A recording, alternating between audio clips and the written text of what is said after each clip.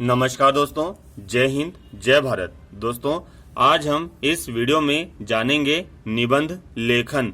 निबंध का विषय है व्यावसायिक शिक्षा या फिर व्यावसायिक शिक्षा का महत्व। इससे संबंधित प्रश्न मध्य प्रदेश की बोर्ड व लोकल परीक्षाओं में तथा सीबीएसई की बोर्ड व लोकल परीक्षाओं में पूछे जाते हैं, इसलिए आपको ये वीडियो ध्यानपूर्वक देखना चाहिए। तो निबंध की रूपरेखा है। रूपरेखा जमा लेना आप। पहला बिंदु है प्रस्तावना, दूसरा बिंदु है व्यवसाय की आवश्यकता, तीसरा बिंदु है शिक्षा का व्यवसायीकरण, फिर चौथा बिंदु है व्यावसायिक पाठ्यक्रम और अंत का बिंदु है उपसंहार।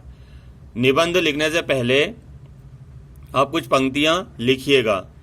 पढ़ लिखकर व्यवसाय कर सकें, ऐसी शिक्षा हमें चाहिए।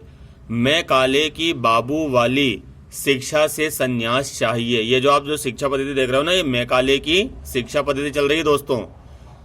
इसने पूरे भारत के युवाओं को पंगु बनाकर छोड़ दिया। इसने काम दे सके युवा शक्ति को, वह विद्या फलदायी है। रोजगार के अवसर पाए, सुख समृद्धि की आश चाहिए। ठीक है ना। तो देखिए, सबसे पहला बिंदु है प्रस्तावना। जीवन यापन हेतु अर्थ की महत्ता सर्वविदित है। अर्थ मतलब होता है पैसा। अगर हमें जीना है तो पैसे की आवश्यकता पड़ती है। धन के अभाव में सुचारू रूप से जीवन की आवश्यकताएं पूरी नहीं की जा सकती हैं। समाज की अर्थव्यवस्था उसके व्यावसायिक विकास पर ही निर्भर करती है। ये समाज की अर्थव्यवस्था उसके व्यावसायिक विकास पर ही निर्भर करती है। व्यावसायिक शिक्षा के अंतर्गत हर हाथ को काम देने का एक पावन संकल्प है, यानी कि हर व्यक्ति को ऐसी शिक्षा मिले ताकि वो बड़ा होके कोई अपना व्यवसाय कर सके। यानी कि भारत का जो व्यक्ति है वो देखता है बड़ा होकर क्या मैंने क्या पढ़ा, पढ़ लिख कर क्या पाया, मैंने कुछ भी तो नहीं बना मैं। युवा समाज आज बेरोजगारी के कष्ट से व्याकुल है। पढ़ लिखकर भी कोई कार्य न कर पाना सामाजिक कुंठा का कारण बन रहा है। राष्ट्र कवि मैथिली शरण गुप्त ने मैकाले की शिक्षा व्यवस्था पर सटीक टिप्पणी की है और कहा है, शिक्षा तुम्हारा नाश हो यदि नौकरी के हित बनी। अर्थात शिक्षा को नौकरी का हेतु समझना भूल है। यानी कि आजकल की शिक्षा को नौकरी का हेतु समझना क्या है, हमारी भूल है। व्यवसाय की आवश्यकता। स्वतंत्रता के पूर्व हमारा देश व्यावसायिक रूप से काफी पिछड़ा था।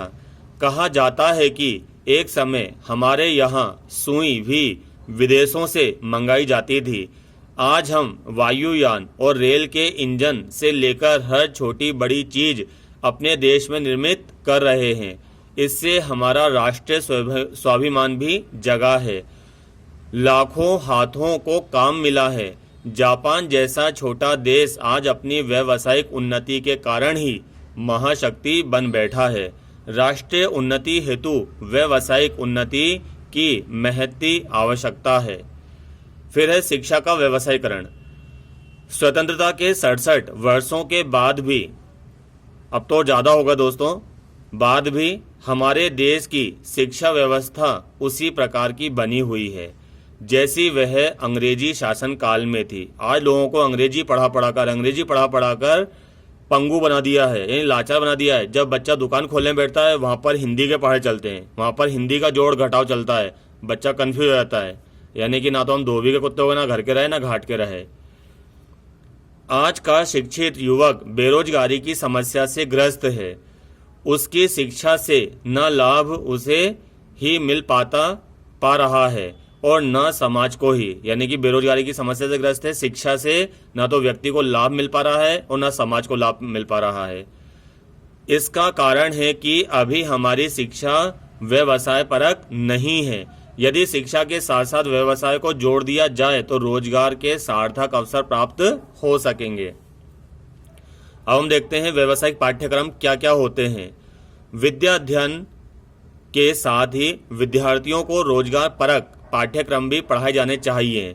यानी कि हिंदी, संस्कृत, सामाजिक अध्ययन ये तो है ही सही, ठीक है ना। साथ में व्यावसायिक पाठ्यक्रम होना चाहिए विद्यालयों में, जैसे सूत काटना, मोमबत्ती बनाना, साबुन बनाना, सिलाई, कढ़ाई, बुनाई, बिनयानी बनाना, खिलौने बनाना, मिट्टी का काम, लकड़ी का काम, चमड़े का काम, क्रॉकरी, पाटरी, सजावट का सामान, बुक बाइंडिंग, रेडियो, घड़ी, टीवी, फ्रिज, मोबाइल की मरम्मत, टाइपिंग, शॉर्ट हैंड, मधुमक्खी पालन, रोजगारी, आचार, मुरब्बा बनाना आदि सैकड़ों कार्य हमें सिखाए जाने चाहिए। लेकिन ये सब हम कब सीखते हैं? जब बड़े हो जाते हैं तब सीखते हैं, यानी कि जब व्यक्ति 24-25 साल का हो जाता है तब जिले मुख्यालय में जाकर इनको सीखता है। ये स्कूल के साथ ही होना चाहिए। इनसे हर पढ़े लिखे को रोजगार के अवसर स्वयं ही प्राप्त हो सकेंगे। तकनीकी शिक्षा से ही हमारी बेरोजगारी दूर हो सकेगी दोस्तों। अगला है आखिरी बिंदु, उपसंहार अर्थात निष्कर्ष। छात्रों के पूर्व माध्यमिक, उच्चतर माध्यमिक स्तर पर उनकी रुचि और क्षमता के अनुसार अलग अलग पाठ्यक्रम पढ़ाए जाने चाहिए। ऐसा विदेशों में होता है दोस्तों। इनका विशिष्ट विभाजन भी होना चाहिए। प्रयास यह किया जाना चाहिए कि प्रत्येक हाथ को शिक्षा प्राप्ति के साथ साथ ही हुनर भी प्राप्त हो सके, जो उसके जीवन को चलाने में मददगार साबित हो सके। तभी हम बेरोजगारी के संत्रास से छुटकारा पा सकेंगे। समझे? मिले सभी को काम तभी हम सब प्रसन्नता दिखलाएंगे। मिले सभी को काम तभी हम सब प्रसन्न दिखलाएंगे। उम्मीद है आज आपको समझ में आया होगा व्यावसायिक शिक्षा किसे कहते हैं। तो आप भी व्यावसायिक शिक्षा सीखिए। हमारे देश में एक तो व्यावसायिक शिक्षा क्यों पिछड़ रही है? क्योंकि हमारे देश में जो लोग बाग हैं वो अभी भी रूढ़िवादी हैं। अरे जाट का बच्चा पशुपालन करेगा, भेड़ बकरी पालेगा, है ना।